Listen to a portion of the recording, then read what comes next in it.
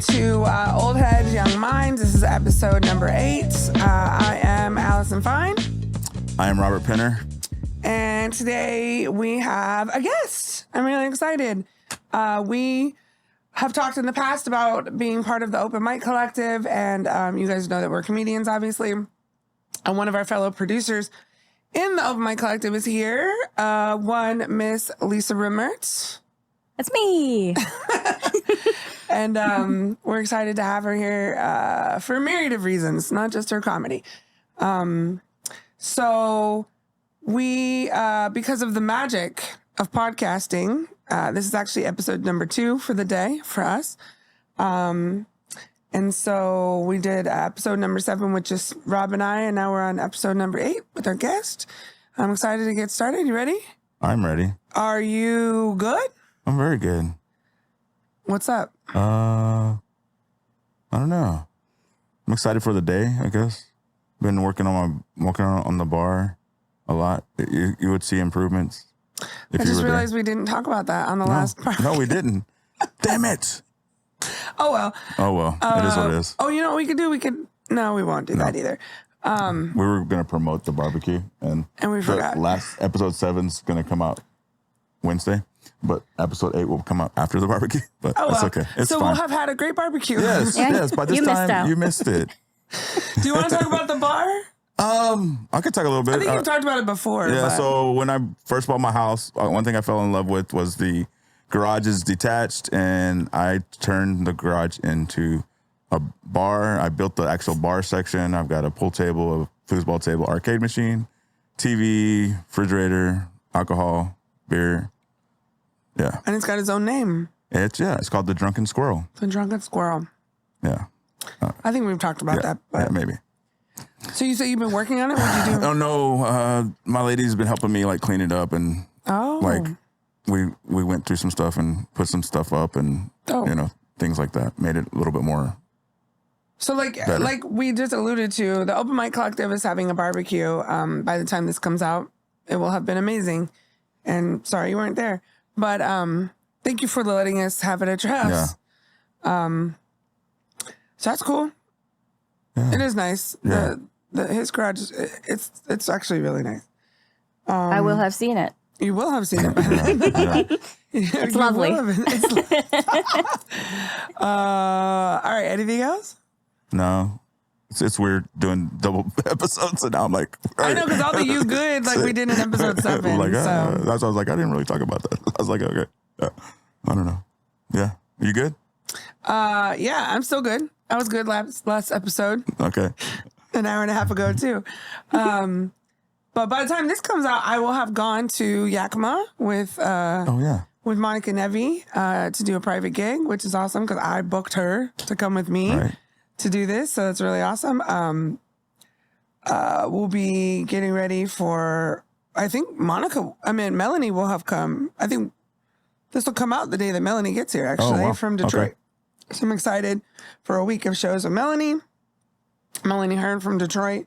You guys will meet her. She'll be a guest on our podcast. And then tonight specifically, actually, so today is, I don't know. Today's the 13th. Today's the 13th. Okay, cool. Ruining the magic. Oh, no. Oh, you're saying when this comes out? No, today is the 13th. We're taping on the 13th. And tonight I'm going to go see Rachel Afjay, who's headlining at Tacoma Comedy Club, which I'm very excited about. It's also Nate Jackson's birthday. He turns 40, so we're probably going to go after that. You're doing that, I'm right? going to Nate. Yeah, yes. so, but I'm good. Like I said in the last episode, I've been out of not working for a few weeks. Got a lot of personal stuff going on. I'm good. What about our guest, Lisa? Are you good? I'm pretty good. Yeah. Do you want to introduce yourself to our audience? Yeah, I'm Lisa. Which is just you. I think my mom will watch or listen. Nice. Yeah. You'll get a couple of followers in Illinois. Like, what? We have one in Ireland. We have a follower in Ireland. Someone that listens to us in Ireend. I was like, it's like 99%. So are you more upset about that or like that most of our listeners are on Android? I didn't pay attention to that, but that's... Just kidding. It's okay. I did not notice that, but I had a podcast. Honestly, we need to do better promoting our stuff. I'll say it's a little intimidating because my episode of Sherry Hardman's podcast, Diary of an XO, is at like 2,500 listens or something, and she keeps like giving me the updated number, and I'm like, cool, because my own podcast has 7, so that's great. I listened to that episode too, and which episode? I watched it. Ours? Yours with Sherry. Oh, okay, yeah. And I felt like, am I allowed to? Like, I felt like I was a voyeur or something. I think that's her intent. Corey too. I was like, I don't think I'm allowed to know this stuff because they haven't told me specifically. You know, like it felt like reading your diary or something. No, I mean, I think that's her intent. I mean, she has a couple podcasts, but that's really what it's about. It's about sex positivity, I think, and it's about different aspects of sex and relationships, and so I think that's the intent. So she probably will be happy to hear that you said that. There you go. It's working. Testimonial. But it is weird too, because I'm also like, I hope my mom never listens to this. And I didn't get that racy, but I was racy enough. Anyways, back to you. Introduce yourself. I'm good. I'm Lisa, and I'm part of the collective. So actually, I knew Allison. I knew you a little bit before I even moved out here, which has almost been a year. And I can't remember why. I think I just followed like Tacoma Comedy or something, some kind of hashtag on Instagram, because I was like, I knew I was coming out here and I wanted to get in the community and see what was going on. And you were like helpful from day one or day negative, whatever. Right. That's funny. And so, yeah, the first thing I knew about out here was the collective. And where'd you move from? I moved here from Michigan, but I'm from St. Louis. Okay. Do you want to explain all of that? Yeah, I've been running from the law for quite a while. I knew it. Just minor theft, little things. No, I'm a military spouse, so I follow my husband wherever he goes, which has been a lot of places. But my dad was military too, so it's like all very normal. I don't know any other way. The boxes, basically. Well, when we moved to Michigan, we were in Maryland first. Or before Michigan, the moved to Michigan, knew we were going to be there for a year, and then moving again. So we really did have quite a few boxes that we were just like, just going to stay stacked over there. Right, I'm sure. And so you moved here a year ago? Mm-hmm. Okay. Almost, yeah. A year ago. And I do comedy with you fine folks, and... How long have you been doing comedy? It's complicated. We've had an on-again, off-again relationship. I started a really long time ago, so it feels like I've been doing it a long time, but it's mostly been off, like off again. So I started when I was, I think in my late 20s. So it's been like, I'm totally guessing because I hate math and I don't want to do it in front of you, but it's been about 13 years, I think. Wow. Okay. But most of that, I like did some, and then I moved, and then I did a little bit, and then I moved again, and I did none, and then, so the past 2 years I've been doing it regularly again. Got it. Yeah. And then, so you moved out here, and you live off base, right? You don't live on base, right? I don't, no. I live in Puyallup. Oh, yeah. You do live in Puyallup. Yeah. Her husband is not just like a grunt in the Army too. Do you tell him what your husband does? Yeah, he used to be a grunt. He would want me to say that.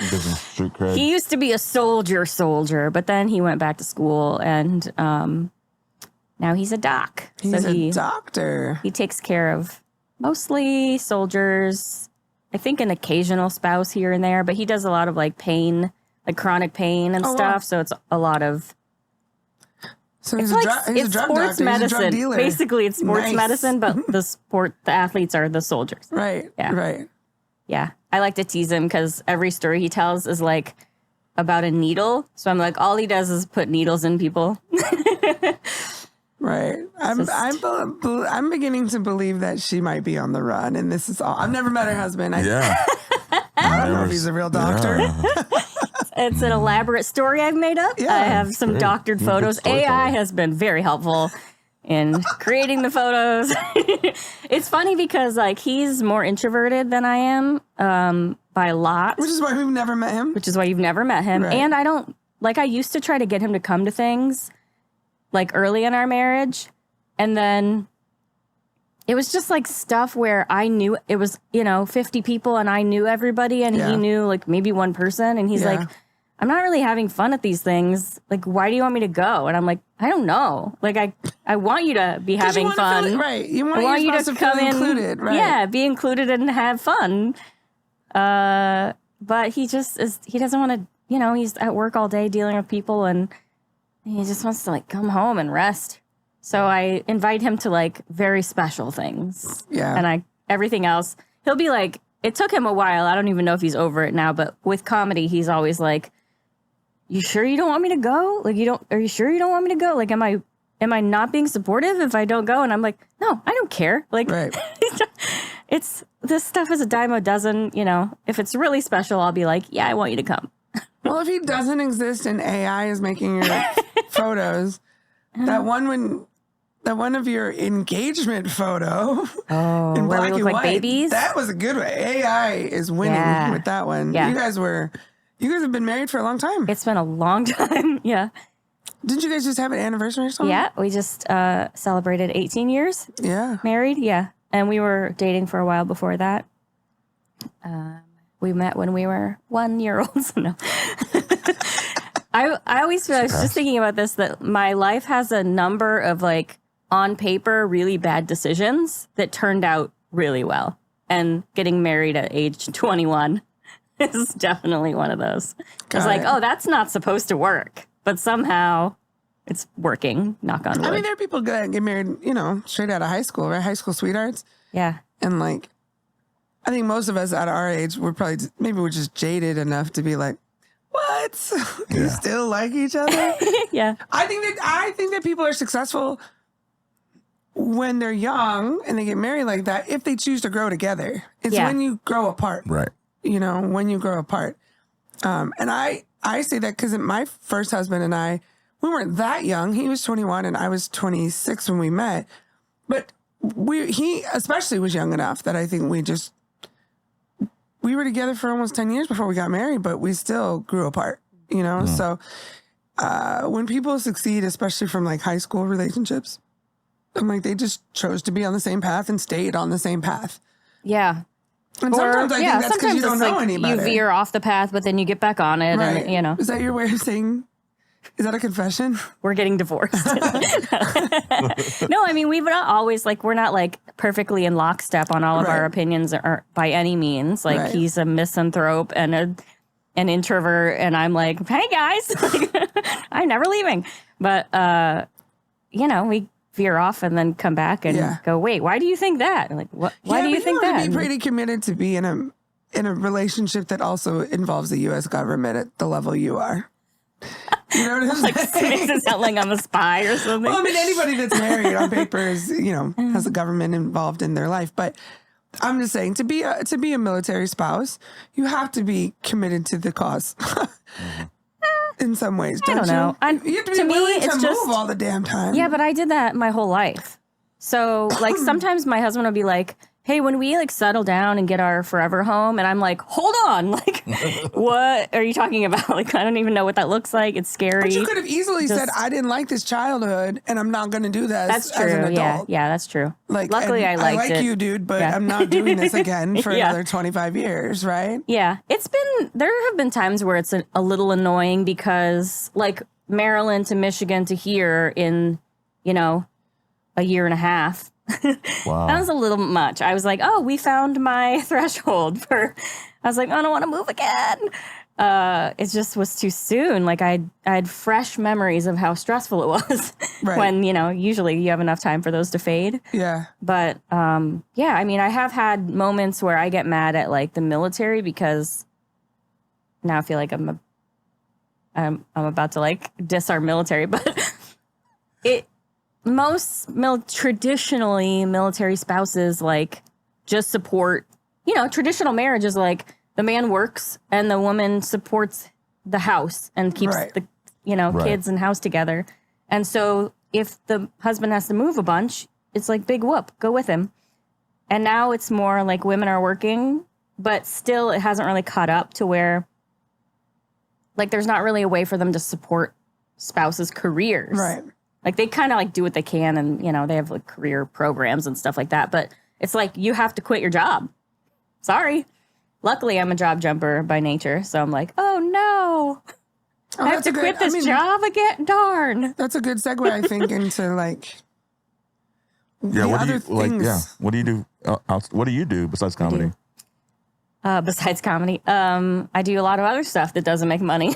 It's like my thing. No one was really filling that niche. Thank God he's a doctor. I got in there.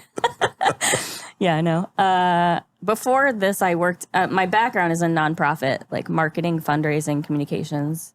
And I was like accidentally part of the, what do they call that? The Great Resignation during the pandemic where everybody was quitting their jobs. I was accidentally a part of that.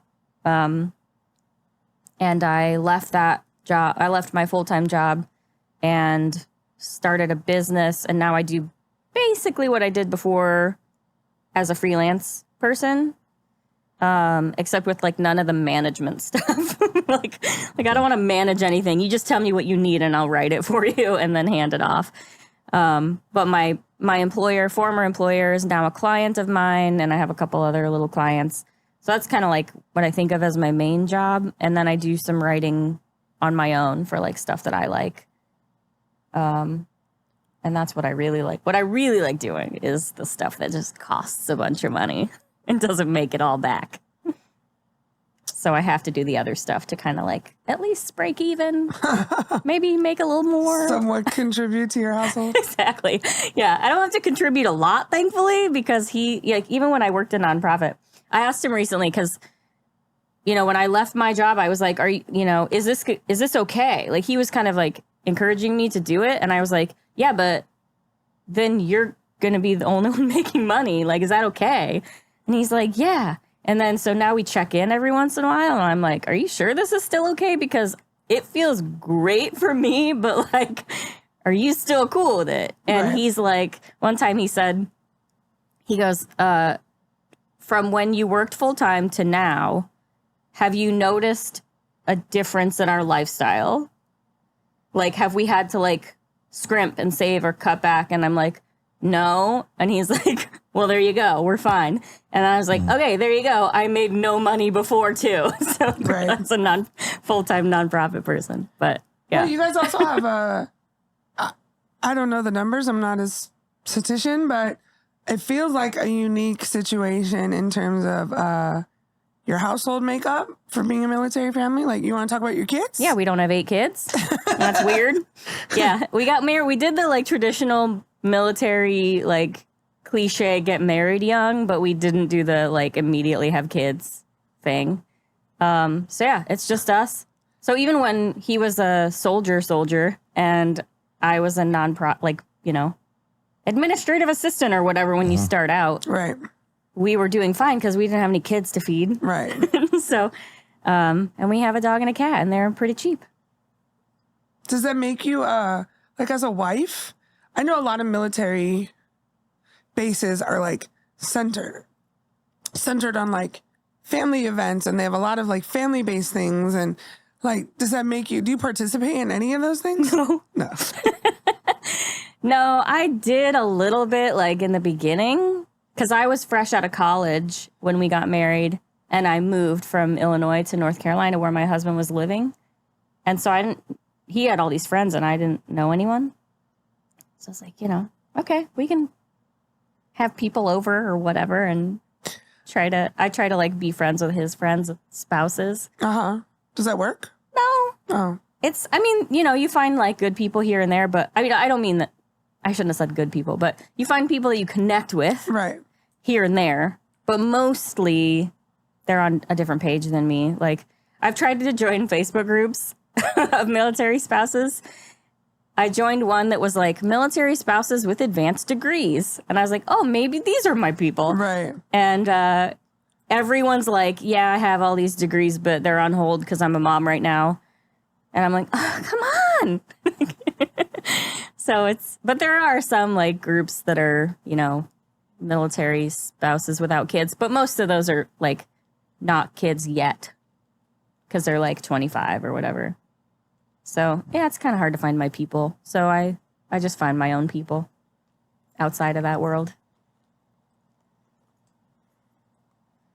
You're quiet, so I'm I like, know. I'm so quiet today. I don't know. You're like, I've already done a podcast today. I feel like I'm the one that went to the dope show last night. Right now, just feel like I just want to no nap today.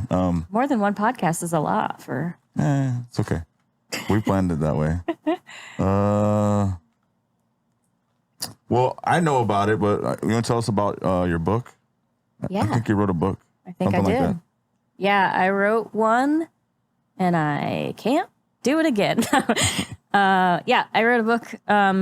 Did you bring it? I did bring some. Yeah, okay, cool. I reread my little instructions that you sent me, and okay, cool. It's like, oh, you're supposed to bring. You could show us. Supposed to bring a show and tell. Yeah, I have some. Have it? I do in here. I just dropped something. Yeah, I wrote a book in I started in 2020 and published it last year. Like right after I moved here is when it got published. So I was like, cool, I have no community. It'll be easy to sell some books. Here, camera. It's called Stay, My Forever Friendship with an Aging Dog. And it's a memoir about my experience caring for an old dog. And so there's like some emotions of all kinds. Laughter and it's like a how-to book crying. Or like no, it's more I think it's like helpful for people who haven't done it maybe and want to like know what it's like, but it's just my story. So it kind of reads like a novel, but it's real. And where did was this dog with you while you were married? Like this? Mm-hmm. Okay. Yeah, so I graduated college May 2005. Got married July 1st that year. Okay. Moved from Illinois to North Carolina, in with Brad. Adopted the dog in the story August, I think, 2nd. Okay. So I was like never an adult without her, never married without her. She was just like a integral part of that whole thing. She was old when you got her? Or? No, she was a puppy when we got her. Okay. Yeah. So the whole life cycle. Had her for a long time. Yeah, and I'm working on book number 2, although when I was doing book number 1, it didn't start out as a book. Like I just started writing for myself before I decided to make it into a book and let other people read it. But I didn't know what I was doing at any step. You know, like I was totally learning everything as I went. And now I know how to do it, so you would think it would be easier, but it's been harder to get motivated because I know how much work it takes. Okay. So I can see ahead at like, oh God, this is going to be like a 2-year-long project at least. And so it's been really hard to you do a lot of stuff for dog, like, right? For organizations. I do a little, yeah. I've done a lot of stuff over the years, but a little at a time. Yeah. What inspired you to write the book? Like, was it something that you were like, I want to write a book one day and this is the topic you came up with? No. Or what was that process like? No, I never knew. I've always been a writer, but never like a book. Like I had written like a thesis, which is like 100 pages or something like that. But that's by far the longest thing I'd ever written. But I've always written as a big part of jobs. So I like writing, but I never had a goal to write a book or anything. I just was writing. I was basically writing so I wouldn't forget stuff. Mm-hmm. And about the dog? About my dog, yeah. Like I was just writing like, oh, remember that one time when we went to the beach and blah, blah, blah. Just for myself. And then I don't even know why it turned into a book. I just thought like, oh, this is actually kind of becoming something. And maybe I just want to put it together. I remember talking to a friend who's an editor and saying, I really just want to hold my book. Like, that's the goal. Is like, I want to have a book that I can hold. So, like, maybe we just make one, you know? Like, that'd be great. And then she kind of pushed me to be like, don't you also want other people to read it? And I was like, oh, maybe I do. Like, so then I had to start learning, like, how do you make a book that other people want to read? Because a story about your dog doesn't necessarily, like, no one cares, right? It's not like a good enough reason for other people to read it, unless they're your mom. Hi, Mom. Based on So I had to learn, like, how do I craft this into a story with, like, a beginning, a middle, and an end, and, like, based on what you just said about, like, you were kind of just taking notes on your own. It kind of reminds me of those, like, books that people get, like, their grandmas that are, like, they want their grandparents to, like, just their grandmas or grandparents or whatever, to fill out. Yeah. Or Like, their parents. about your life. What I'm saying? About their life. Mm-hmm. So then to keep that generational information, in the family and truth, right? Like, that's why we do write things down, is to keep our truths as we know them written. If not, then they just become like stories that get changed over time and you don't ever know what the truth is. So it feels like that's what you were sort of doing on your own because you love your dog so much. And then it just sort of manifested into a bigger project. So Yep. was it hard to shift that personal element to more of a what I want the public to be able to get out of this? Yeah, I mean, so I did a lot of writing that's not in the book that I just had to not trash because I still have files like, on my computer, but it was essentially a very inefficient way to do it. Because when I set out to write, even when I decided it was going to be a book, but it was just going to be for me, it was like what I envisioned would have been a terrible book because it was just like a dog's biography, like beginning to end, like everything this dog ever did that I could remember. And what ended up was the story of an old dog. So like instead of a 15-year period and all kinds of stories that nobody besides me and my husband would ever care about, it ended up just being like a 2-year period. And being more crafted with like a narrative arc and things like that. So it ended up being a lot different than how it started. Yeah, that interested me a lot because you're a good writer. I don't know what your background my master's is in education, but like growing up, for a while I was a journalism major. Oh. But I wanted to write like sports journalism. But back then, when I was in college, I was like, how am I ever going to get into the locker room? I'm a woman. And now they let women go everywhere. But back then I didn't know that shift was going to happen. And now I'm just not hot enough to go in the locker room because those sports journalists are hot. But I've always been a writer. Like I wrote poetry. I won poetry contests when I was younger. And I don't know. I just have a way with words, I guess. So it's just a strength for me. But I have such a dynamic story at this point in my life.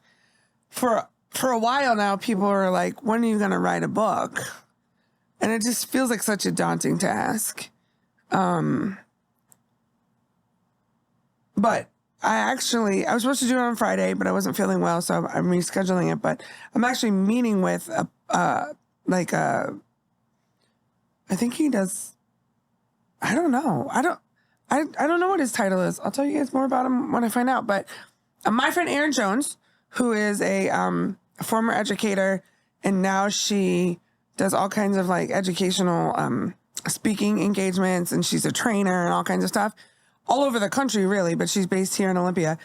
She wrote a book, and so we had lunch a couple weeks ago, and she's just like, "You need to do this. Stop messing around. Here's the guy that got me started with that." So from this guy's website, his name is Andre, we're going to meet to talk about like the vision, and then like he can help edit or publish or, depending on how much I guess I want to invest financially in him. He has a lot of services, but that's my concern is like, I don't know that anyone's going to be interested in my story. I need to figure out how to make it interesting. In reality, I'm sure it will be. I mean, my story's I have a lot of experience and a lot to say about a lot of things. But it feels very daunting to figure out, like, can I just like tell somebody my story and they can make it way cooler than I could?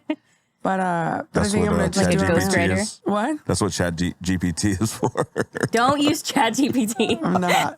I'm not using AI to, So mad at to write my story. ChatGPT. It's like finally I have a thing that like I'm getting clients for and making money, and then like a computer comes along and takes it. Like, come on, that was the one thing. Well, My marketable skill. something Erin told me, because I want to do more speaking engagements, specifically around like being a domestic abuse survivor and things like that. And she's like, write a book. Writing a book will get you legitimacy. You know what I'm saying? Yeah. And then that you can translate into doing more things. I've talked about this on here. Like, I really want to do a TED Talk.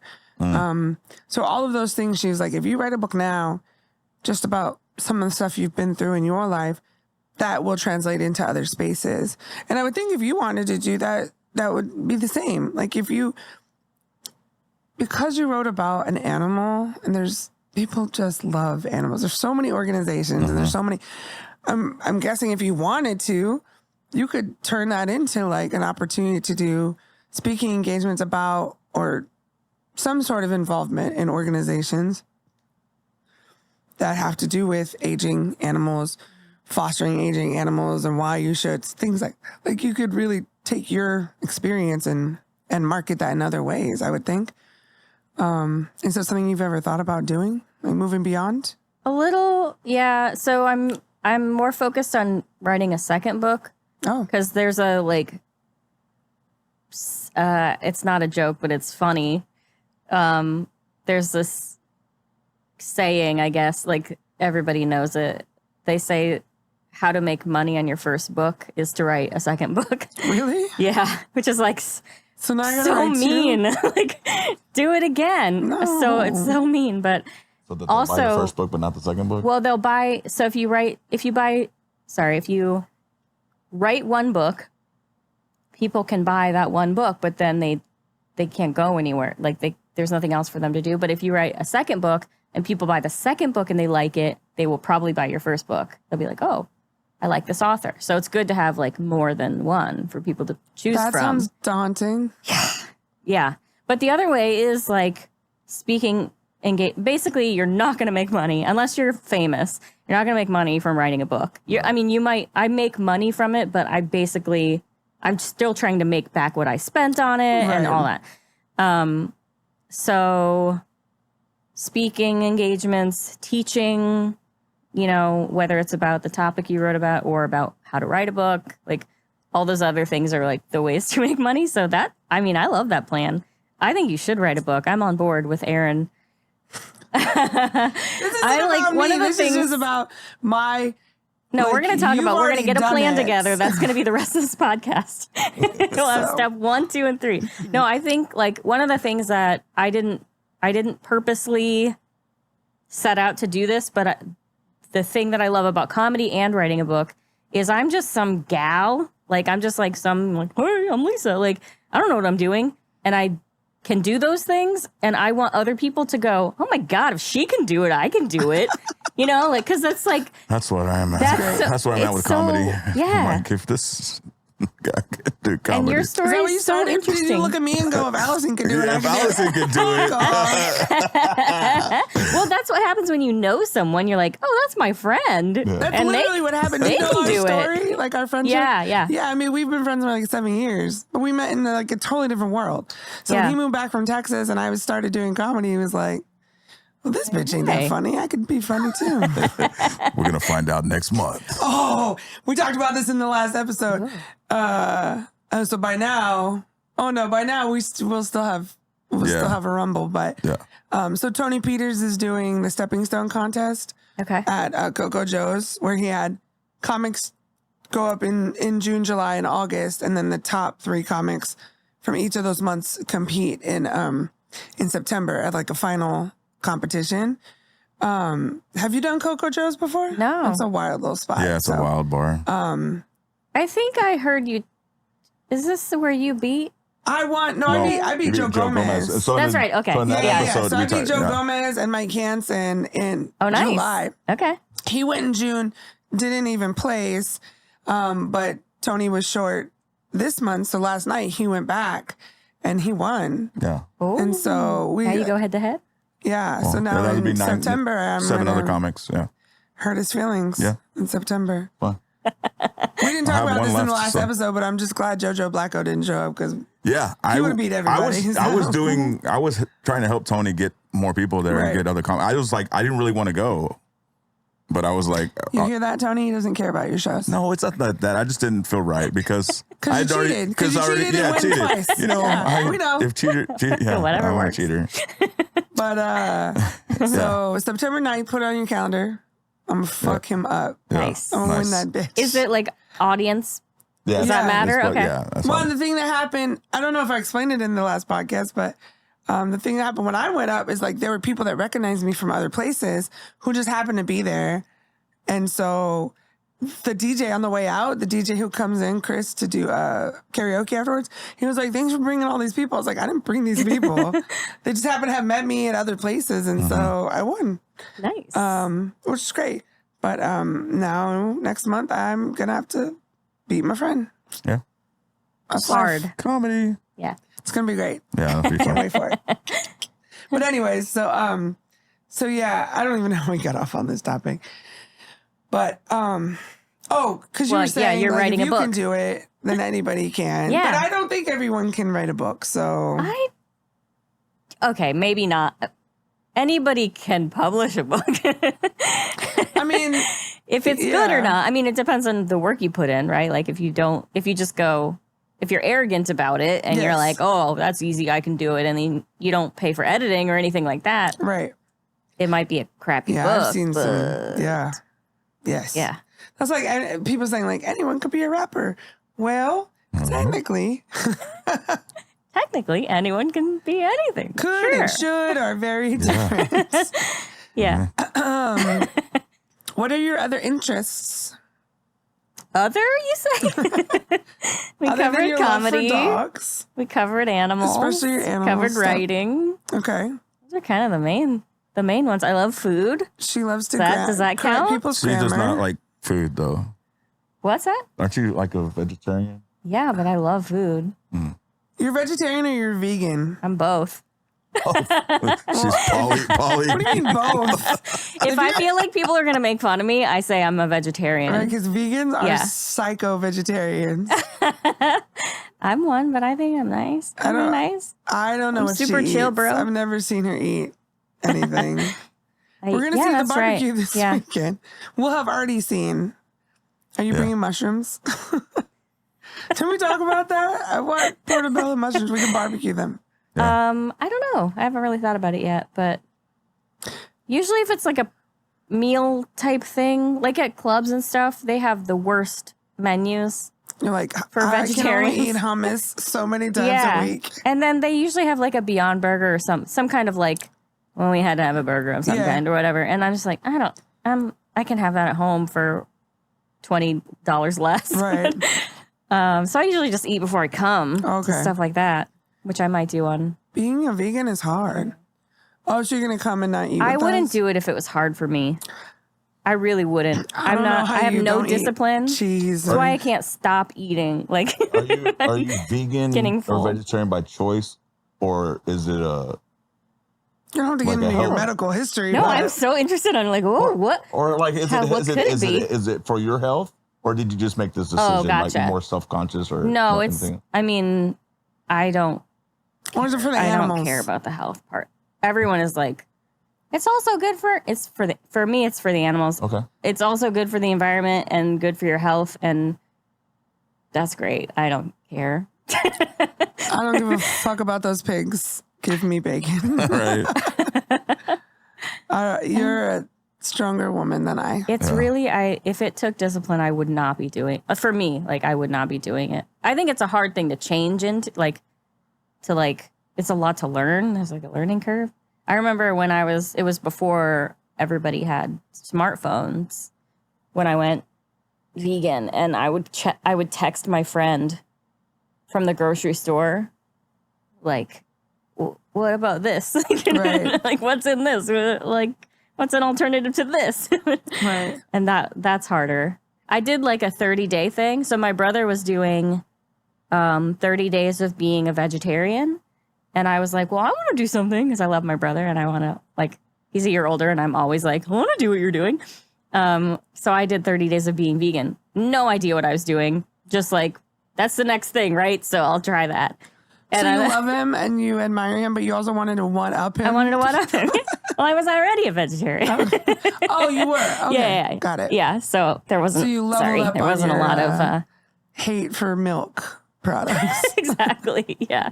But then I was like, I'd go to the grocery store and be like, what's milk doing in this? Like, it's everywhere.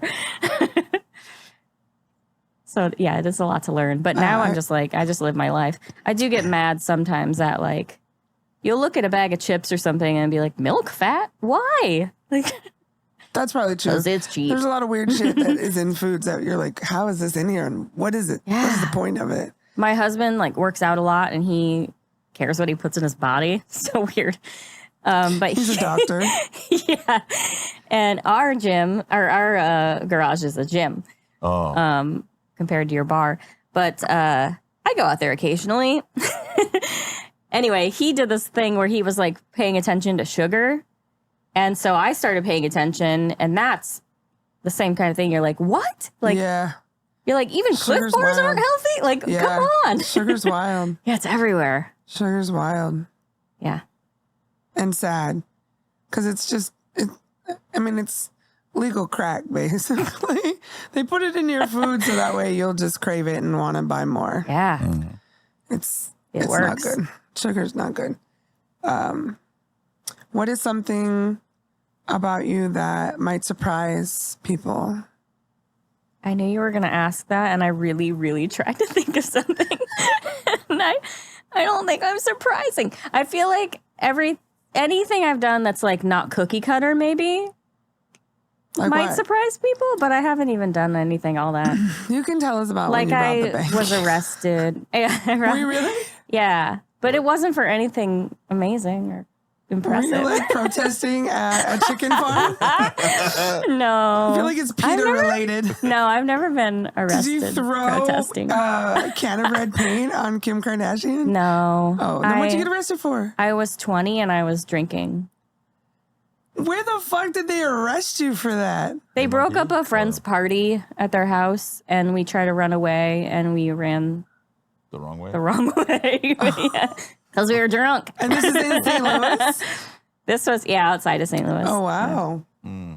So they were making an example. It was like the first weekend. Lisa. Anything like that. I feel like anything like You're more like Robert than you are like me now.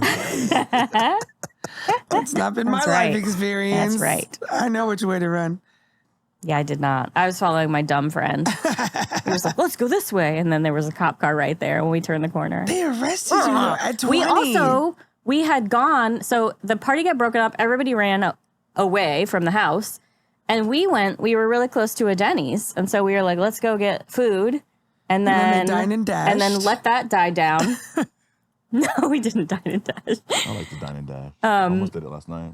You did? I can't dine and You're dash an in adult. comedy. You're going to have to come back. I'm going to have to come back. Joe's? Yeah, I was joking. They'll just save your Wait, so you got arrested after your you bill. had We were gone for like an hour. you Yeah. had like a super like pancakes and then got arrested? Probably moons over my hammy at that point, but good choice. Another This is thing. I pre-vegetarian. used to love meat. Obviously. Like I would eat I would be like, ew, gross vegetables.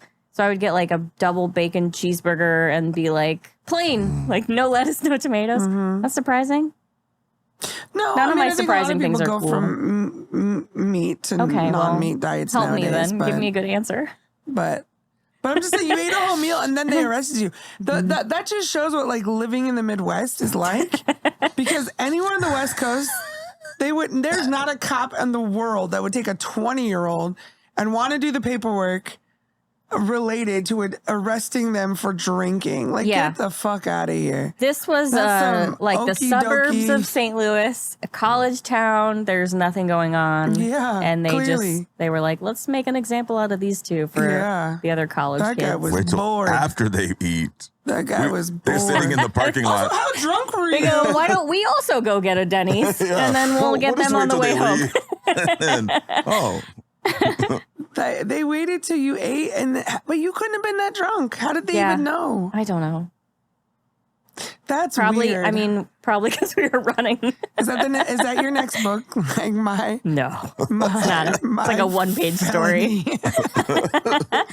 It was not a felony, first of all. And then I just had to work at a Goodwill for a certain number of hours, and then it was off of. Oh, it's just a community service. Yeah, that's just, fucking crazy. That would never up. happen in California or probably here. No.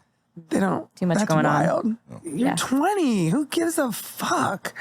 Like, my parents were pretty upset. If you They were like, "We're coming we're coming to court with you," and I was like, "No, you're not. That's so embarrassing." That's wild. That does surprise me, honestly. Lisa the Rebel. Who knew?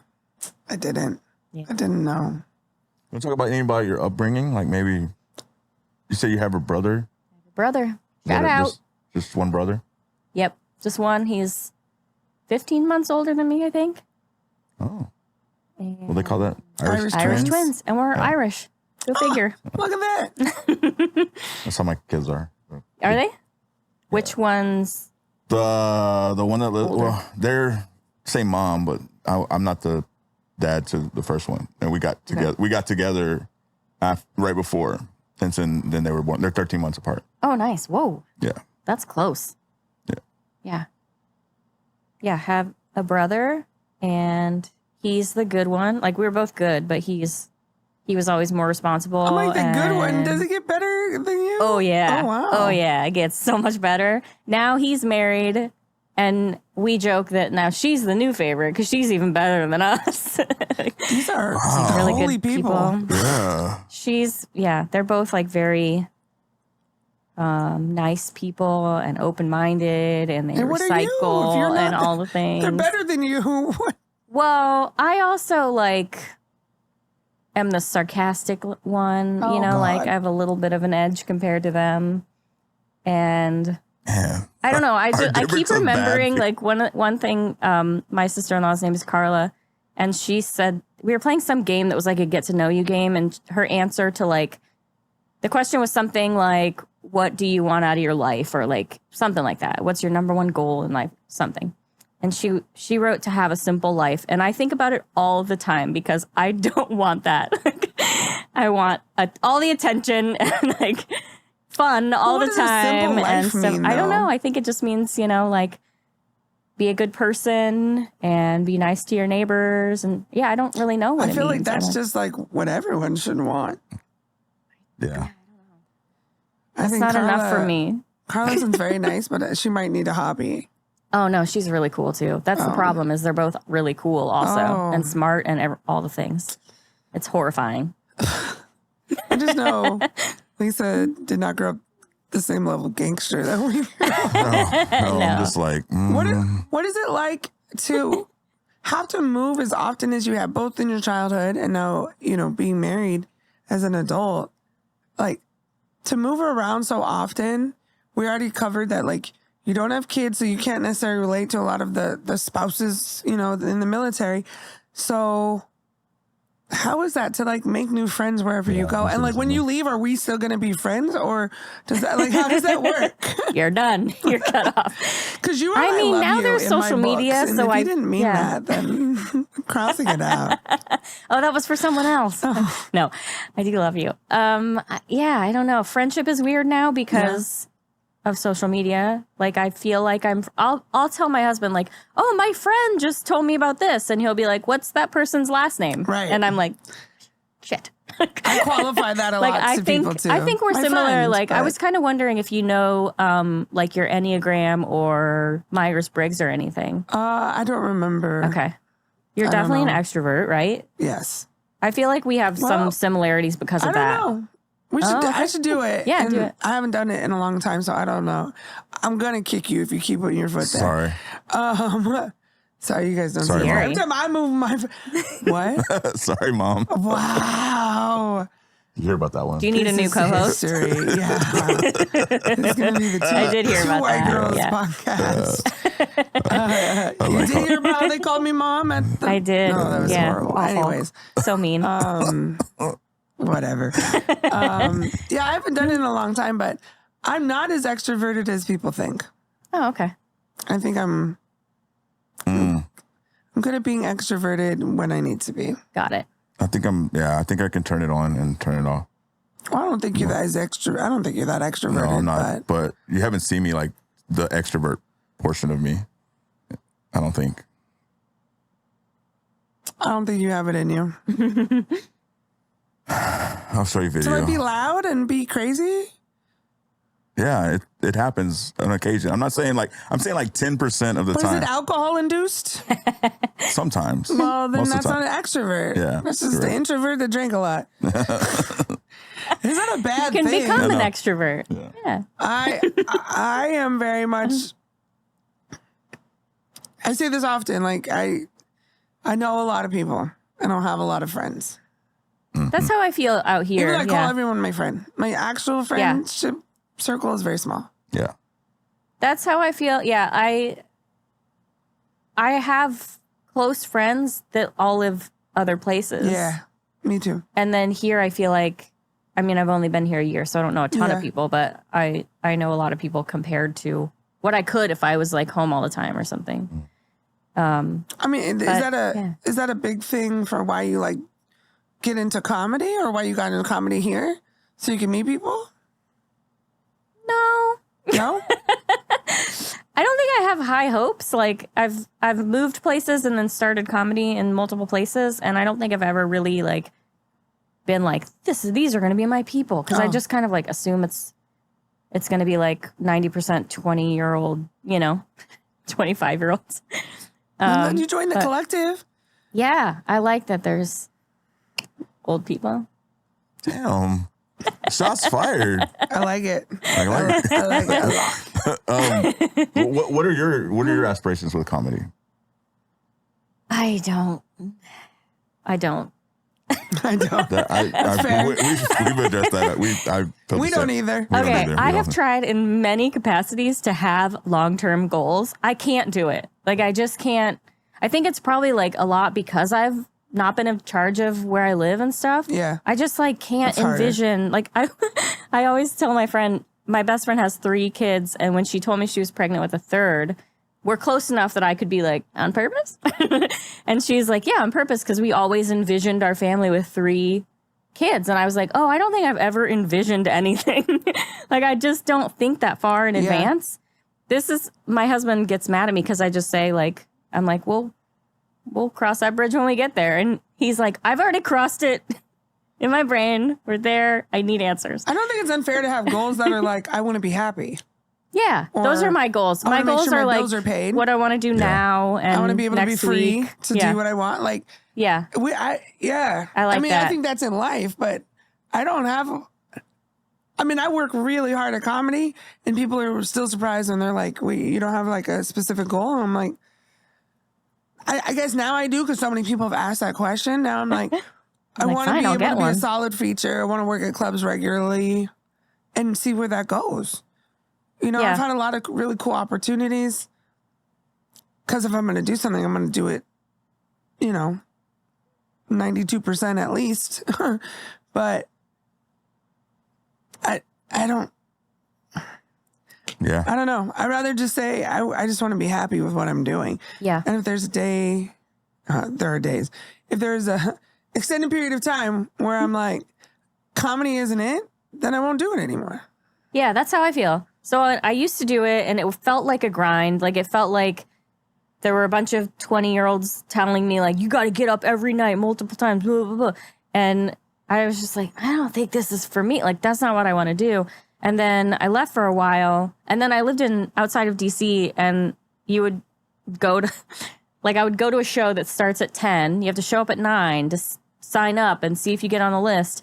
And then at like 9:50, you find out you're not on the list. And then you just like, you drove 45 minutes, you paid $15 to park, and now you're not even on the list. And I was just like, I need to take a break from, like, I got to work in the morning. Like, I can't.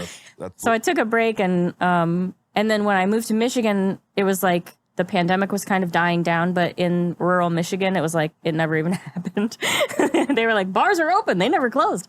So I was like, okay, cool. I've been wanting to get back into comedy, so I'll do it here. And I told myself there, I'm going to do this my way. I'm only doing it because it's fun. So if it starts to not be fun, I'm going to change what I'm doing or stop doing it or whatever. And that's what I've been doing ever since. And I try to like drown out the voices that are saying there's a right way to do it and a wrong way to do it and all that. I'm just like, no, just this isn't however you're doing it. This isn't getting a master's degree in physics. Like there's so many ways to do it. And it's not making enough money to matter either way. To matter. Yeah. It's just a fun. It should be fun. And if it's not fun, then I don't know why I would do it. I have a really quick question, kind of off topic, but you just brought something up that I hadn't asked about or thought about really. During the pandemic, some of the people that I felt like the strongest emotions for were like healthcare workers and their families, and like hearing those stories of like, I haven't seen my husband in 6 months because, you know, he's a nurse and he lives in the garage now and whatever. Like, did you experience any of that with your husband? Like, did he? And a lot of people who were like, OBGYNs were working in the ER. Like, you know, it was chaos in the healthcare field during the pandemic. But your husband's in the military as a doctor. So did you experience any of that? What was that like for you guys? Not really. Like so when the pandemic started, I think I'm a supportive wife. I know the answers. He was a resident. Oh, so he hasn't been a doctor so he was long. A resident. Yeah, so a few years. When we moved here, it was because he had finished his fellowship, and then so he hasn't been he's only been an attending physician for a year. Okay. But he had to do like a couple of ER, you know, like fill-in type of things.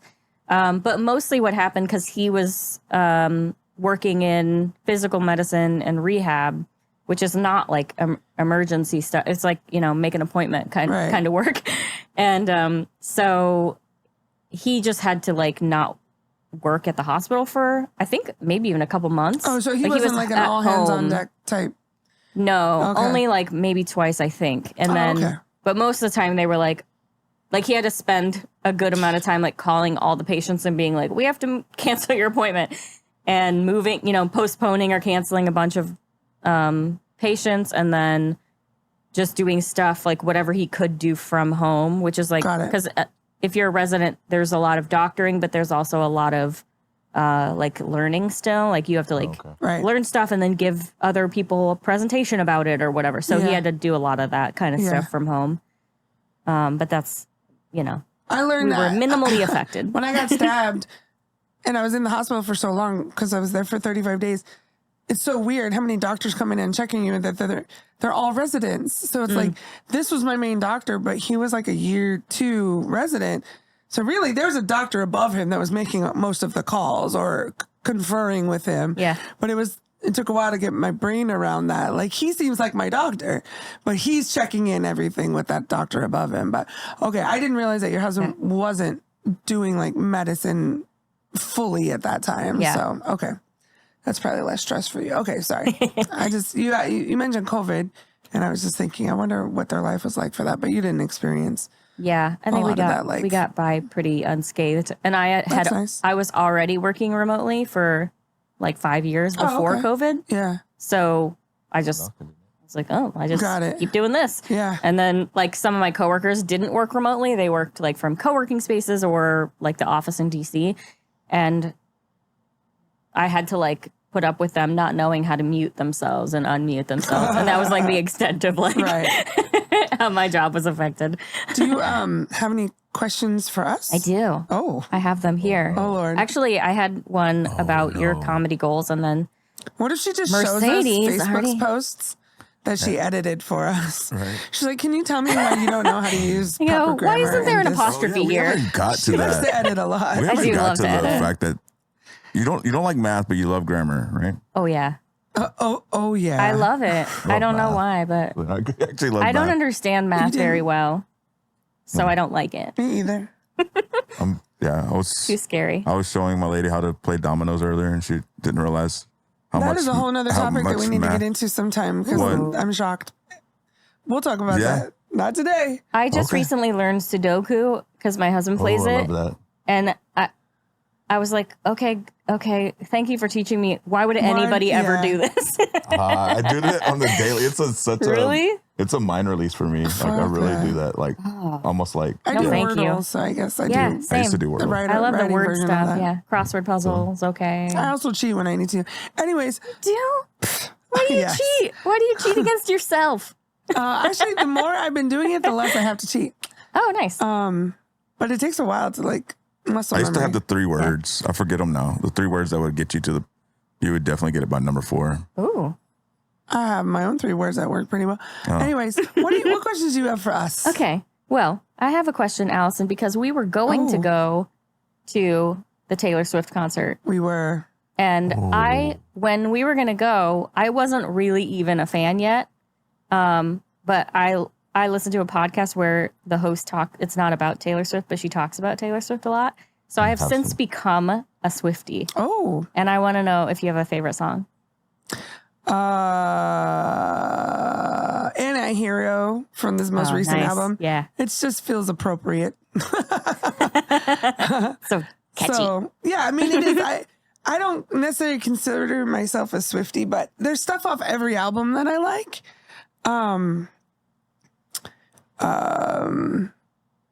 Love song. Okay. I love Love Song too, for sure. That's old school. I was listening That's like to one it of our last What night. is that? Oh, like the Romeo and kind of Juliet. country. Yeah. Oh, yeah. That's Romeo and Juliet. I've listened to like, I just put on Spotify shuffle, you know, and usually if it's an old like country sounding one, I kind of like skip. I like so my favorite album is probably her last album before this one, the one with Sweater. I don't even know what it's called off the top of my head, but that's so much of a not Swiftie I am. I don't know either. But I love Anti-Hero, definitely. It's me. I'm the problem. It's I'm me. the problem. Yeah. Because there's a lot of irony in there and a lot of truth in there for her, you know? Because people think she's so goody-goody all the time, but she's not. Like, she's problematic in her own ways, and she's still human. But I really love Vigilante from that album, too. Yeah, it's a good one. Yeah. Because when she says, I don't start shit, but I can show you how it ends. That's a very relatable, line for me. Yeah. So Anti-Hero and Vigilante are probably my 2 favorite. I do love Love Story. And I don't know. There's a few other ones from other albums, but I think... Do you like Mastermind? I'm not familiar. Okay. I'd have to listen to it. Look that one up because I like those 2 songs. The 2 songs you said are 2 of my top favorites, so you might like the other one too. Okay. Yeah. Yeah, I mean, I might know it. I just might not know it by name. Yeah. So, yeah. Anti-Hero felt very relatable. So. Nice. Oh, well. Okay, cool. Good Rob, question. 2 questions. 1, do you prefer to be called Rob or Robert? Because I call you Robert in my head. And then yesterday I messaged you on Facebook and I said Rob, and I was like, am I allowed to? Is that call just him for Rob all the is that time. just I'm for cool okay with people? Rob. I'm okay with Rob. What I am not okay Bob. with Bobby. is Bob. I learned I like that. Bobby. Yeah. Joe Bobby, Gomez's yay. wife started calling me Bob after the gorge, and I'm only tolerating it, but I don't like it. I feel like there's some. I've been called so many different names. That's my okay. problem. That's my Just problem. don't call me I grew up with going by my middle name Greg. Oh, okay. All, you know, and so like people that know me from like 20 and under, they know me as Greg. High school, everything. Right? Which is very weird to hear, right? Right? Yeah. Wait. So why did you change? That's my first name, and then I just like I was working somewhere, and I had a name tag and everything, Robert, and then I just started doing it. I was like, okay. Caught on. A lot of people call me by my last name. You know, they just say Pinner. Yeah. Like, Just very similar to my last name, Rimmert, Yeah. I don't know. So I'm Very unlike my last name. you know. which is actually pretty Yeah. compared to ours. Yes. Yeah, not as a fat girl growing up. It was Did you get teased? instant like fodder. with your name? Oh, yeah. Allison, not so fine. Allison thinks she fine. Allison wishes she was fine. Mean. But now that I do comedy, people are like, oh, is that your stage name? Like, no. I've had to go back to this name twice now. No. It's the one I'm born with. Yeah. I was Lisa King. I know. So which I is got cool. a lot Why'd of. you get rid of that? I was an idiot. I'd have been like, Because I got married too young and I didn't have feminist values. King forever. Yeah, if I could go back, I would not change my last name. Did I message you that? Or maybe I just thought in my head when I saw your engagement.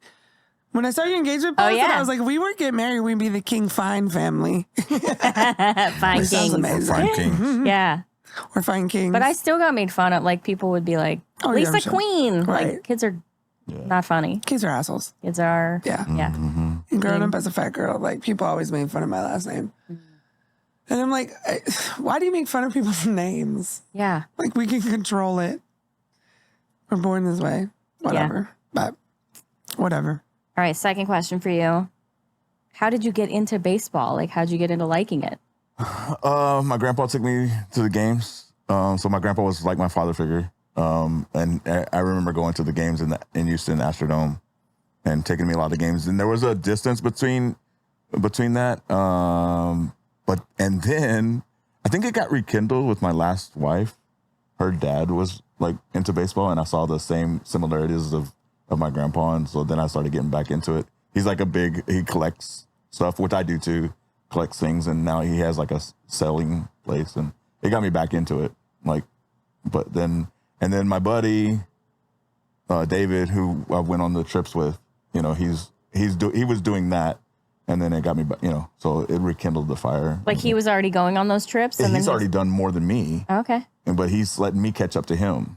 Nice. So like, we're probably gonna finish off where we do all the stadiums, like where we'll finish probably in Atlanta. Like that's gonna be our like last. I've been to Atlanta, but it was the World Series, and so I want to go as a regular season. Anyways, yeah, that's digressing. But yeah, we're gonna try to make that a thing. Like, he has to come up here too. He hasn't been to Seattle, so cool. So yeah, I don't know. Any other questions? That's all I had. I lied. I have one called Both. I love it. I have an Allison, a Rob, and a Both. Were you a funny kid? No, I don't think so. What kind of kid were you?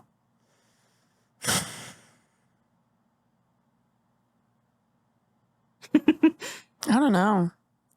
I was probably an asshole. I think kid, I was a nerd. I was a super nerd, like elementary, junior high, then like part high school, and then I transitioned to being a thug. But like, there was like in elementary, I believe it was elementary, like 5th grade, I did do a skit with we did the Three Stooges. My uncle. Yeah, and we talked about that. We did like a Three Stooges sketch. I remember doing that. That's what I remember. Like for a talent show type of thing? Talent show thing. Nice. That's one thing I do remember about quote unquote being funny. But I grew up in funny families. Like, my dad was the oldest of 8 kids. They were Catholic. So even today, if we get together as a family, like, everyone's talking shit. Everyone's capping on each other. I have a great uncle, so my grandfather's brother, who had cerebral palsy, but was very high functioning. In fact, at the end of her life, he lived with my great grandma and drove and took her places or whatever. But he was also deaf.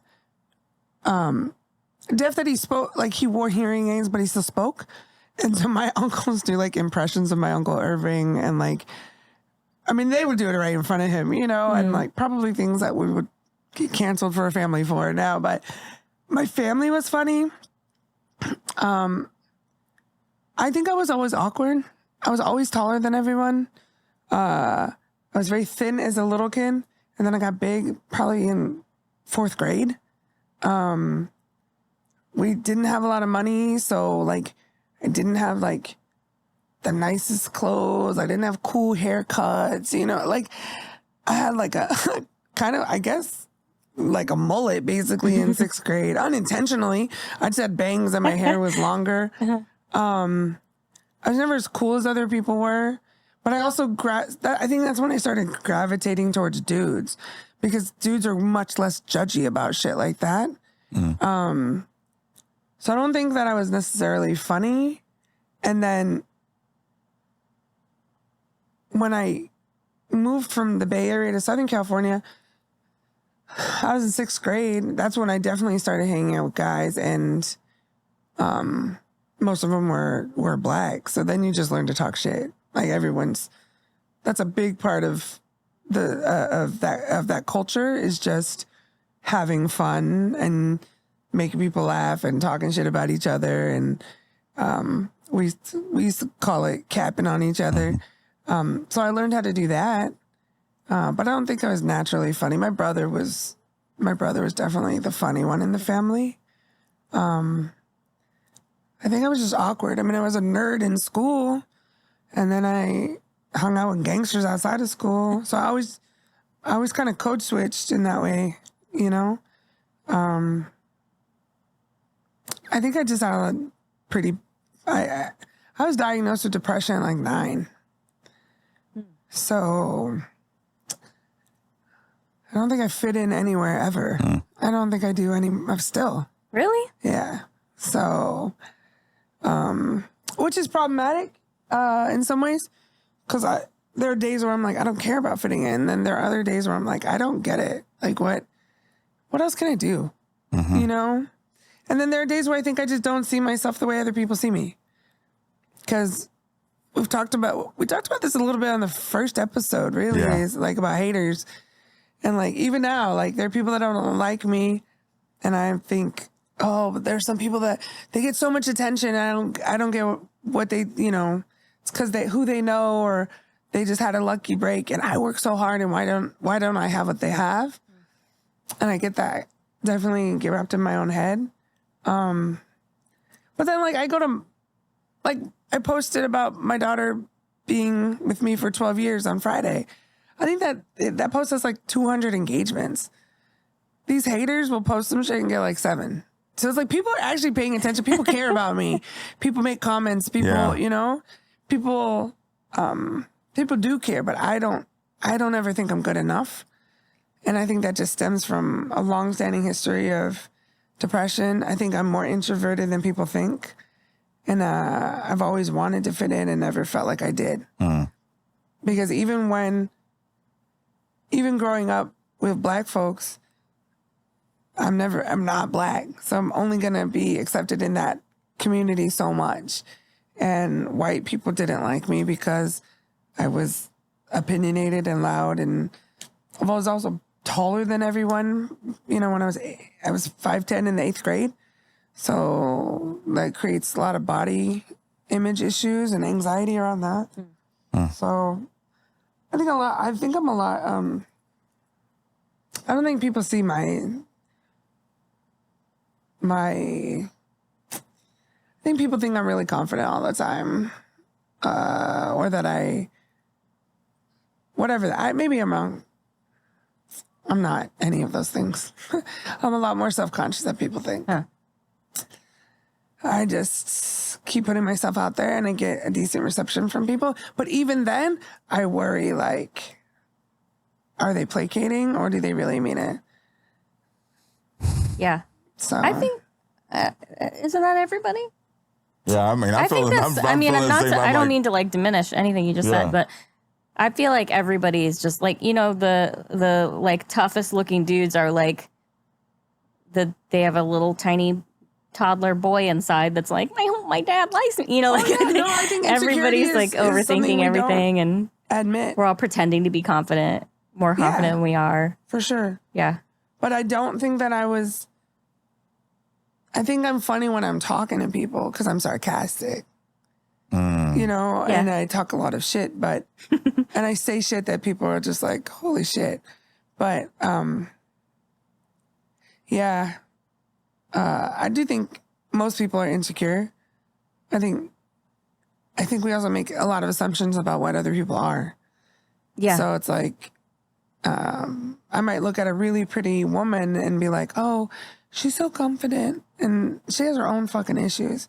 But I can also identify that. So it's weird. My brain doesn't wire correctly in that way.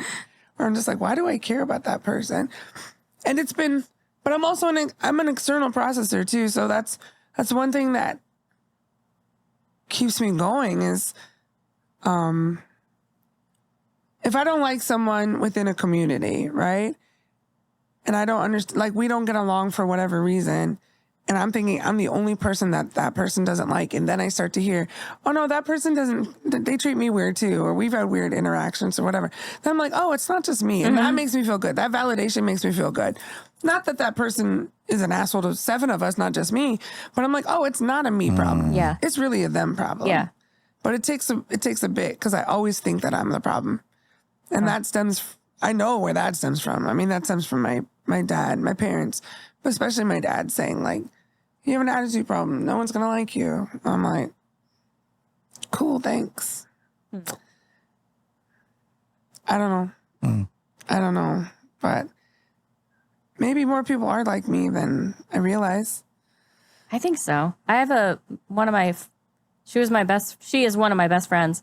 And we were best friends in high school. And she was always like the pretty one. Like I was like the sidekick. And she was the one that was like getting hit on and stuff.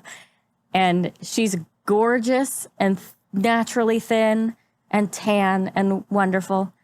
And I'll take a picture with her even now, and she will like put her arm out, and she's like, I have to put my arm out because otherwise it'll look fat when I put it against and I'm like, she's got a whole different set of issues. Like, it's like, it's everyone. And well, I have some friends that growing up, I don't know. I don't want to say I was jealous of, but they always got more attention in certain areas. But like as adults, their lives are fucked up. They've made bad choices, or they've done, or lots of different people went lots of different directions, right? Yeah. And I'm just like, I've kind of been on my own path, and it hasn't always been easy, but like I've come out okay. And I haven't had some of the challenges that other people have. And then I've had some weird shit that very few people have had to experience. So that you're going to write a book about. Yeah, maybe. We'll think about it. Are you going to edit my book? I'm not going to edit anyone's book. That's fucked up. She's going to force me to write a book, and she won't help me. I didn't edit my own book. She won't grammar nonsense. I paid somebody else. I'm not thorough enough to like edit a whole book. Oh, that's the worst part. Yeah. Yeah, so I wasn't that funny. It's funny how that statement, and we went, yeah, but I get it. I get it. I'm not fucking with you. Just. Do you think you're funny? No. Yeah. No. You don't think you're funny now? I'm learning that I am funnier than I thought. You don't think he's funny. That's the real thing. Talking shit. We got to the bottom of it. I'm just getting ready for that competition. Yeah. Like, luckily, it's not a roast. You have to do your material, and I have to do my material. Like, you don't think it's a roast. All right. And then it's gonna turn into a roast, and then I'm not gonna have no. She's gonna come up after me, and then I'm not gonna have no rebuttal. Damn it. That's all right. I was surprised when I started comedy. I was surprised at how much I liked it. And I've been surprised at the responses that I get still. Did you enter it like to find a community? No. I did it because I thought it was funny in conversation. And I went to Nate's. I was going to Nate's for shows and stuff. I was like, I want to try it. And so I did. And I was like, oh, I might be good at this.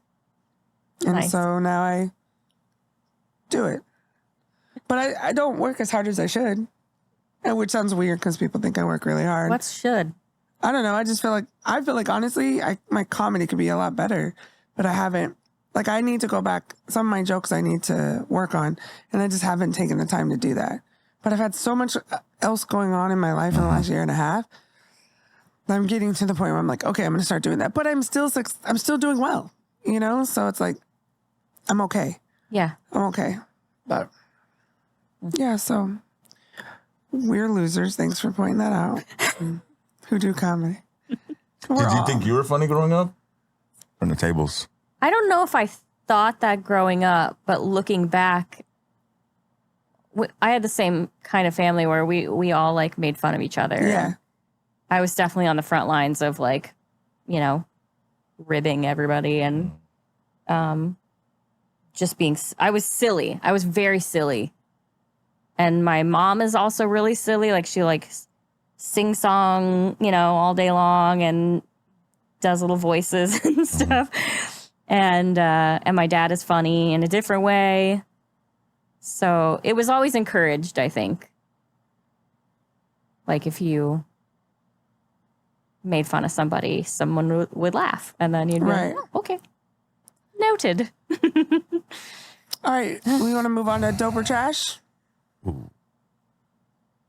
That's fine. I just got to think of something. Did you bring? I did. Okay, let's I'm a start good with little you. student. Let's start with you. Fire. I have 3. Okay. 1, ice in beverages. What are we? Can we define beverages? Oh, it matters? Yeah. I mean, milk is okay, so when disgusting. you Orange go to juice is like a disgusting. bar or a restaurant and you order a drink, they put ice in it automatically. Yes, dope. For me, Okay. yes. I like things cold. So, I mean, I wouldn't put it in milk. And I think it's weird when people put it in orange juice, Oh, okay. Yeah, that's which is weird because any other kind of juice, I'm like, yeah, it makes sense. But for some about reason, apple juice? straight Apple orange juice? Apple juice is weird to me. No, see, apple juice would be fine. ice. It's just, and like orange mango papaya, I'm fine with. But straight breakfast orange juice, weird to me. But generally, yes, I like ice in my. Yeah. Well, I mostly drink water too. So yeah. When I drink water, like in the morning, I don't drink with ice. But like, I never say no ice when I'm out. Like, you know. Well, like when I drink alcohol, I drink mixed drinks. Like if I would have a blended drink every time I drank alcohol if I could. Like I would have a strawberry daiquiri every day if that's the alcohol. If I could have access to a blender like that. Yeah. So like I mean then that's ice. I'm on the But fence. that's also how I have my coffee with. this is frozen, offensive. Like I'm down the line. It depends on the drink for me. Sometimes I'm ice and sometimes I'm no ice. So. Okay. What else? What do you think? I don't like it. Really? Yeah. I don't know. I don't usually want ice. And it's weird that it's automatic. Like I have to ask. Same thing with straws. I don't usually want a straw, but you get one. You have to be like, wait. So it's weird that they give you it without you having to ask for it. I feel like Just societal norms, I guess. Yeah. What do you think, Nut? I'm a Lisa. I don't like ice. It dilutes the drink. And if I put ice in it, it's because it's somewhere that's really hot and my drink is gonna get warm. Other than that, I'll just take it straight because I like to taste my drink. You know what? I do. I will drink like water halfway, or even like a Gatorade, and then I will freeze the second half. So then, sorry. So then later I can if I have half a Gatorade, then I will freeze it, and then I'll pour when I'm ready to drink it. I'll pour more Gatorade into that bottle so it stays cold, but it's all Gatorade, so it doesn't dilute. Oh. That's good stuff. Yeah. I never thought of that Takes one. a lot of Takes a lot of forethought. That's very. Or I'll just drink a little bit of Gatorade. If you can't just go home and put Gatorade into the freezer because it'll expand and then you're fucked when you try and open it, it's everywhere. But if you just drink a little bit and then you freeze it, then when you get in a car or whatever, especially when it's hot outside, then it just melts, but it's cold. And then I do that with water too. If I have like a water bottle, I'll just, even if I drink all of it, if I know I want to take it with me later, I'll just fill it up like halfway or a third of the way with water, put it in the freezer, and then put fresh water on top, and then it's cold. So it is iced, basically. Yeah. All right, we're mixed. What a controversial topic. Right? Okay, just came to my head. Bringing your own snacks in the movies. Oh, dope. Dope. I don't How know far the do you last go? time How far do you go? I don't know the last time I bought a soda at or anything like that. First of all, I drink water most of the time, Right. but I bring my own drinks and our own candy. And if I'm at the mall movie theater by my house, I'll go get mini pretzel dogs and bring that too. Nice. And then I love popcorn, so I buy popcorn. I make better popcorn than the movie theater. No, so I don't know about that. Yeah. What's your popcorn about? I make it on the stove. And you should make some for the barbecue. I might do that. Yeah, I make some good. I don't know. I have this perfect pot. It's like from IKEA somewhere. We probably got it from the thrift store, but I put just enough canola oil in there and I don't trust popcorn that. salt, and it's yummy. So you bring your own popcorn? Yeah, I brought hot dogs before. What kind of container do you bring that popcorn in the movies? In a Ziploc bag, and Okay. I mean, but I can't do it. I can't do it anymore. You need a purse. Yeah, I need a purse. I think I'm just gonna get a purse and just be like, "Hey, it's 2023. Don't judge You don't me." have my pronouns. You get a fanny pack. Everybody has those. That's funny. Yeah, but there's not enough. The big one. It's a big fanny pack. What is your thought on bringing your own snacks? I buy snacks at the movies, but it's only because I'm lazy. Oh, okay. Like No. I'm not going two places. I'm cheap. My husband's not a doctor. I'm a single mom. My husband's like, why don't you go ahead and get the large? No, you got a lot of kids now, so Oh, bring your snacks. Yeah. Oh, bringing snacks to the theater? yeah. Oh, that's like my favorite thing. Right. To bring them? Oh, yeah. I bring all bringing kinds of fried stuff. chicken. Well, I Like, bring have fried friends that'll chicken. do that. I've Don't heard bring that. stinky things. I I'm bring against fried that. chicken. I bring a sandwich. I brought meatloaf one time. I do Wait, Nice. like fork and knife food you're Yeah, and bringing? some Tupperware, yeah. Wow. Oh yeah, That's that's mess up. he brings the microwave. He goes plugs it into the hallway. We are still amazing. divided on that. Yeah. We're divided once again. Interesting. If I had like kids, I would bring everything. I would bring snacks. I wouldn't be like $10 popcorn for you, $10 popcorn for you. But it's just me and my husband if we're going, so it's not bad. I get it. Yeah, no, I go to A&P. I'm like, I can get these M&Ms for Yeah, I go to the dollar a store third or of the price. especially for At candy. 7-Eleven. At the lowest level, I at least go get candy from a. Yeah, there's always a Dollar Tree right next to the Yeah, theater. exactly. Yeah, that's why I'm like at least there. That's God, I wrote some, but I also hope that I'm not doubling up. So I need to go back and listen and make sure. I can tell you. yeah. I can. I'm an avid Using listener. paper plates at home. Dope. I do. That's what we do. Literally trash. Right. Yeah. No, I don't get that. My parents and my brother had like a real argument about that. Like they were mad at each other for a while because he It's a Rimmert He was- controversy. Or the King controversy. because they used paper plates and he was like, why are you doing that? And he made them feel like bad people. And now they don't anymore. Well, then it worked. Good job. It worked. Good job, The your shaming brother. worked. What do you think, Nut? Oh, we do it in my house. Nobody wants to do dishes. So. Yeah, that's it. Yeah, I'm very much against it. I mean, we have them and we use them occasionally. And yes, if you're having like a bunch of people over, I could see that for like a barbecue or something. Yeah. But like, I just feel like it's lazy. Yeah. And it's weird the amount of people that post food online that they make at home and it's on paper plates. I'm like, do none of you go to IKEA? Like, it's so cheap. Just get a real set of plates. Like, I just feel like it's lazy and it does create a lot of trash. And there's Yeah. so much shit we can't avoid creating trash for. I feel like that's something that, the reality is I'm also just assuming that like the dishwasher is less in water than, Yeah. I don't know how that works. And I'm going to be dead before the world finally explodes. Probably not too long before it explodes, but I don't know. Using paper plates at home is weird to me. I also have a thing about like certain textures.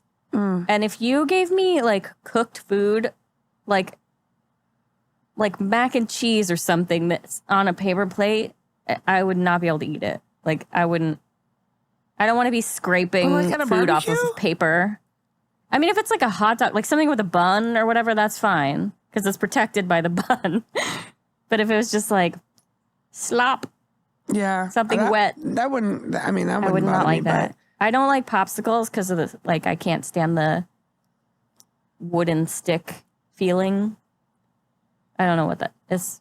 That's just weird. We'll Google okay. and find out it's some kind of disease I have, but That's some OCD shit, I think. I don't know. I mean, I'm not a psychiatrist, but Maybe. I'm pretty All right, sure my mom what's has your next OCD. one? Shout out. we're going to run out of My time. next one. Making your bed in the morning. Oh, fuck no. No. I couldn't tell you Trash. when I ever made my bed, ever in life. In life? What about if company's coming over? I sleep on top of my sheets. I sleep with a separate sheet, which is weird, but it's because I sleep with a heating pad. So I put my heating pad like on top of my fitted sheet, my regular sheets over that, and then I have a totally different sheet that I use at night. And because I sleep with the heating pad on, I also have a blanket at the end of my bed, but I only use that in the winter. So I don't know. That's just making my bed. No, fuck Trash. no. Right now, I don't sleep. Like, I have my bed made, and I sleep on top of because it's so hot. I don't have AC. So I have AC in my room. So you have no blankie on top of you? I have a blanket to the side. And if it gets cold, gets cold, it's just a little throw blanket. Yeah. Okay. That's like mine. I don't use a blanket, but it's just a sheet. Yeah. Because I have the heating pad on and the AC in my room because I have a portable AC. Yeah, I just have the fan in the window. A sheet. If it gets too cold, I have the fan in the window. If it gets too cold, then I have a little throw blanket. Do you make your bed? No. Okay. Trash. Well, wow. So people are like, they're like, your day, that's how you start your day. I thought we were not going to be friends anymore, No. Lisa. I would be like, you're too bougie for me. I make my bed when we're going out of town and our pet sitters are going to be coming over and sleeping at our house. Like, that's when I wash the sheets and make the bed. If there's not anyone new looking at my bed, then I think it's a complete waste of time. Yeah, it's weird. No. Oh, I'm a neat boy. I makes my bed. You do? Oh, yeah. Every morning? Every morning, as soon as I get up, first thing I do. You're wasting a lot of your time. Get up. I spend a lot of time editing. In my bed, you could be doing like 2 more podcasts a week. If I'm at home, I'm usually in bed. So I don't. Fuck all that. Anyways, we need a new producer. Controversy. We were all on the same page, and then he was very passionate about his plastic bags, but now we're getting extreme with making our bed every day. Well, why don't you do your last one, and then I could save mine. Overalls on adults. Oh. Shout out to Chandler Noble Hatch. I have overalls too. I just got new overalls. And my daughter, who has shorts overalls. Nice. I just got new sports overalls, new Astros overalls. They're really nice. What sports overalls?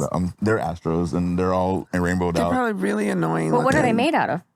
Regular jean, denim. It's just a design on the jean. Yeah. Oh, okay.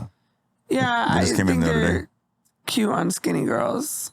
That's about it. And Chandler Noble Hatch. I showed up to his mic. He makes them look cute. I showed up to his mic one time with my overalls on. He's like, identity theft is not a crime.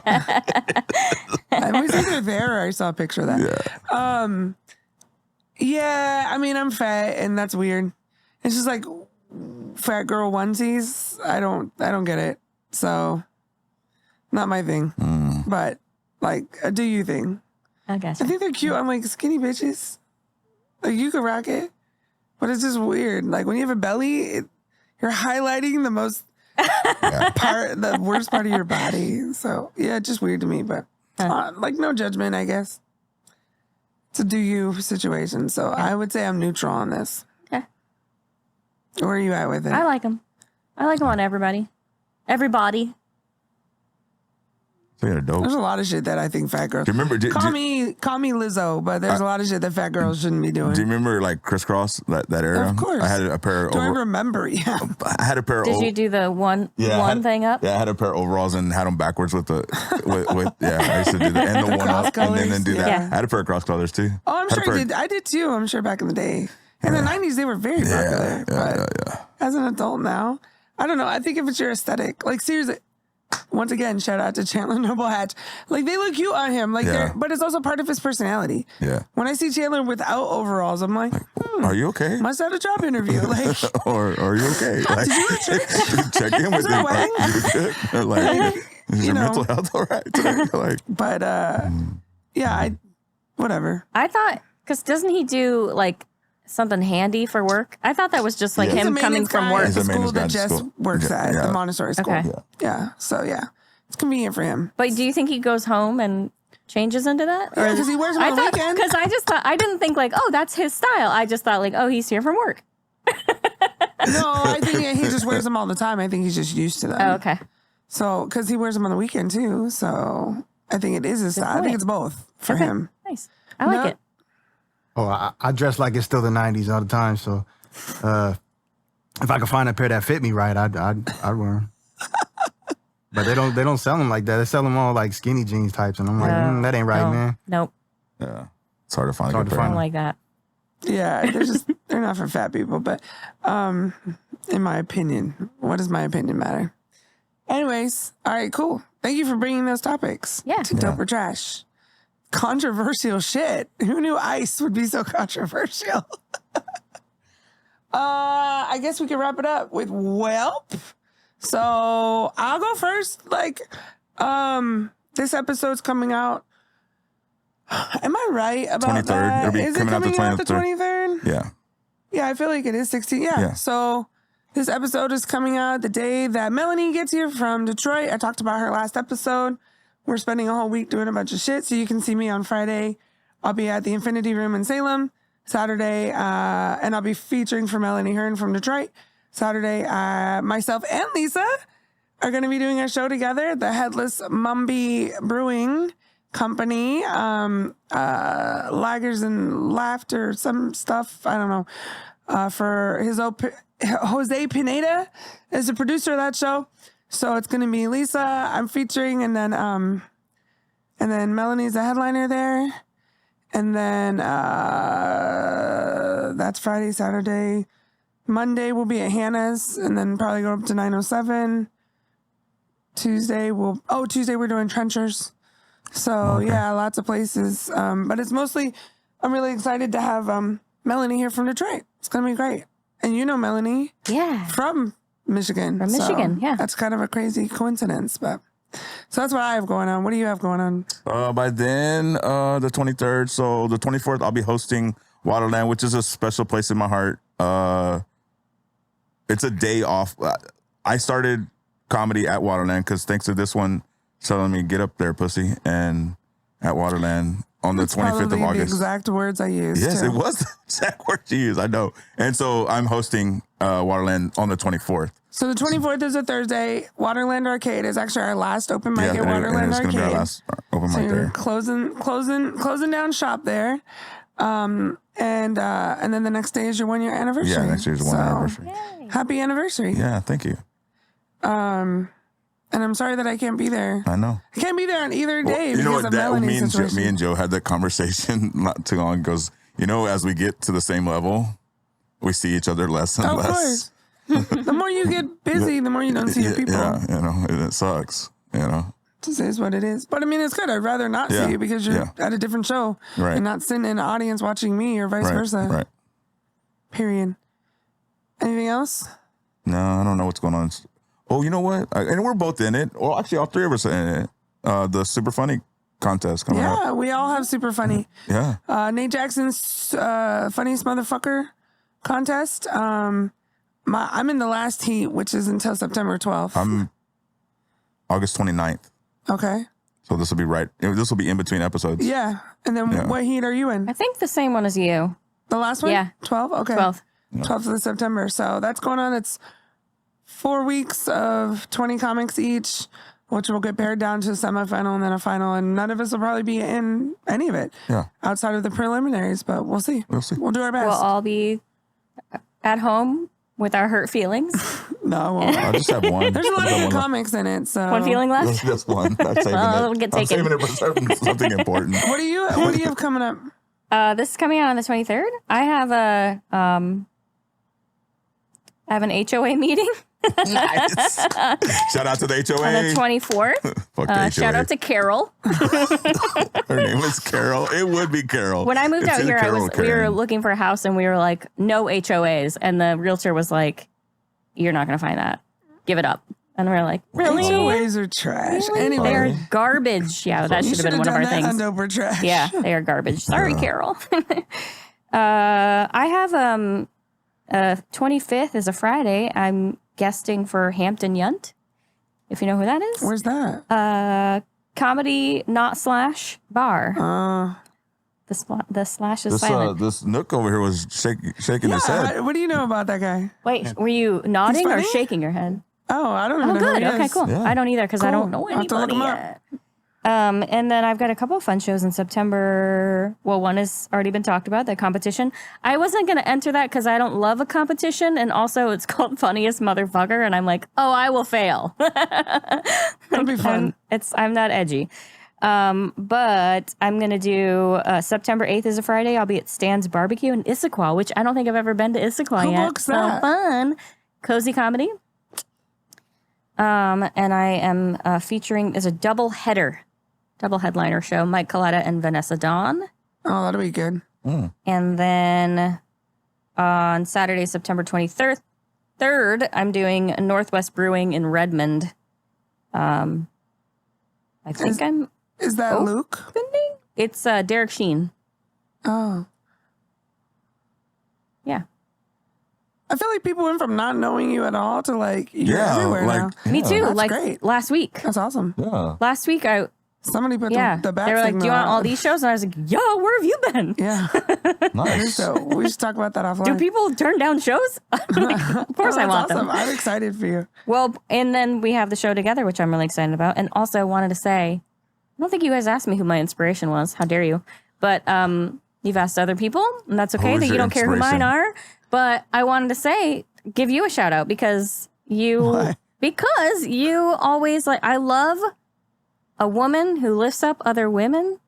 It's like a thing that not enough people do, and it's so easy and fun Thanks. to do it. Thanks. And you do it all the time, like behind the scenes, not taking credit or anything. And you do it for me. I see you do it for Kira Hillman, Yeah. and I'm sure you do it for 90,000 other people. There's a lot. Yeah, I mean, it's not just women. I hashtag celebrate I know your that's just friends the only a thing lot. I care about. No, and I appreciate that.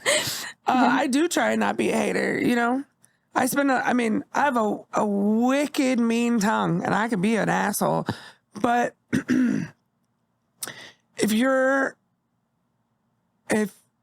what's the point? You know what I'm saying? So it's like, it takes a lot to get me to dislike somebody, like truly dislike someone. But most of the time, I truly mean it when I say, like, I want everyone to win. That's why I might have a show on Saturday, but I'm still posting other people's shows because I think that's important. I try and get people booked on shows, you know. What I did for you when I found out, so Jose had booked someone else, and I guess they fell off, but I didn't know, I don't even know this person. And then I was just like, oh, Lisa. Like, I had actually given him a few different names, but I thought he would want a guy because it was 2 women. And then he ended up saying, oh, no, I want a girl. And I was like, oh, put Lisa on the show. And so I was really glad that you were free. But the night before in the Infinity Room, Melanie and I are headlining and featuring. And I told Emma, who's the the booker there, I was like, "Ooh, Taka Horton would be great." It's like Taka's been there. It's not like he's new to the Infinity Room, but then that's who she ended up booking. So, Nice. But it's also self-serving for me. Like people I want to work with, I want to work with. So that's good. So yeah, Well, it's cool. thanks.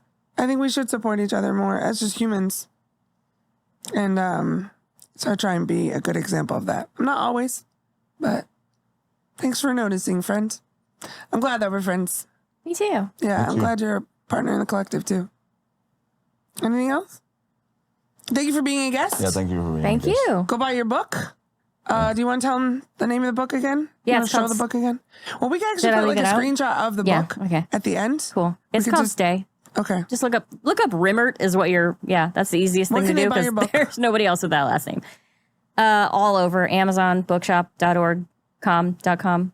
Can buy There's it on also an Amazon. ebook version if you're an ebook person. There's no audiobook. Don't bother me about it. I'm not making one. Just have your computer read it to you. Yeah, it's all over. Read Me Stay by Lisa Rimmert.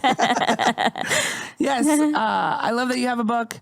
I love that you're here. Sometimes in life, our lives intersect in weird ways sometimes, and you never know who's going to be your friend. And I don't think naturally you and I would have been friends in some circumstances, but I'm glad that we're friends. Me too. 'Cause I think you're dope. Yeah. So I'm glad we're friends, and I always feel like I'm not cool enough to be your friend. whatever. I'm serious. That's weird. She's the felon in the group. Like, what are we talking about? She's the real gangster. Never get hired again.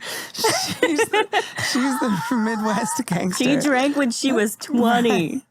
And then ate Denny's. And then that's fucking weird. Anyways, all right. It's been real. Episode 8 is a wrap. Woo. Peace out.